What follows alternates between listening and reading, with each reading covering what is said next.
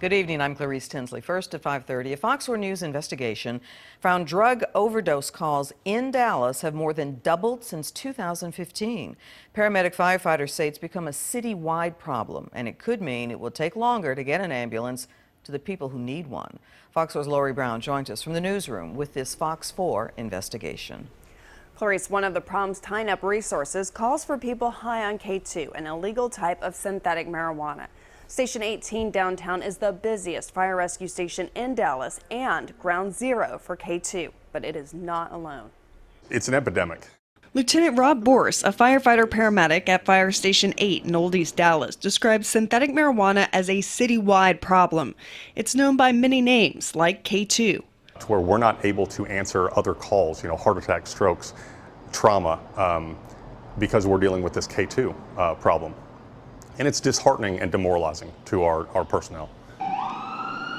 Firefighter paramedics in Dallas responded to 6,800 drug overdose calls in 2017, more than double the total from 2 years earlier. Lieutenant Borse told us that they often deal with unusually aggressive patients. Somewhat recently, engine pulls up on scene, and there's a gentleman who's stumbling around, he's kind of running around the intersection, and he ended up sitting down, kind of in a fetal position. And so the engine pulled up alongside of him and rolled down their windows, and we're talking to him just to get the feel for how he was going to act.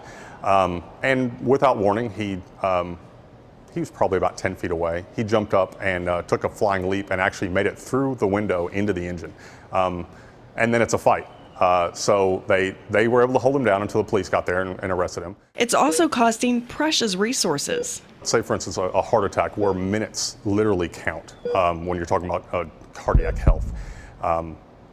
If we get there in 4 to 6 minutes, that can be really good. But if it takes us 8 to 10 minutes or even longer, 15 minutes to get somewhere, that's heart muscle that's dying. That's quality of life that is hurt. And so that's a really hard thing to measure. But when minutes count, they really do count.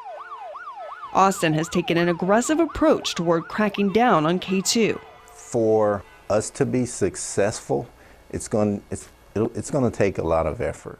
In addition to arrest roundups, Austin PD works with prosecutors to get stay-away orders that prohibit offenders from going back to the same place they were caught selling drugs. Since the height of the problem about a year ago, the number of overdose calls in Austin has now dropped 74%. So for us, keeping up our constant enforcement, our monitoring, having the DTAC officers involved in the monitoring and feeding us any information that they're seeing is going to help. It's a difficult problem to solve.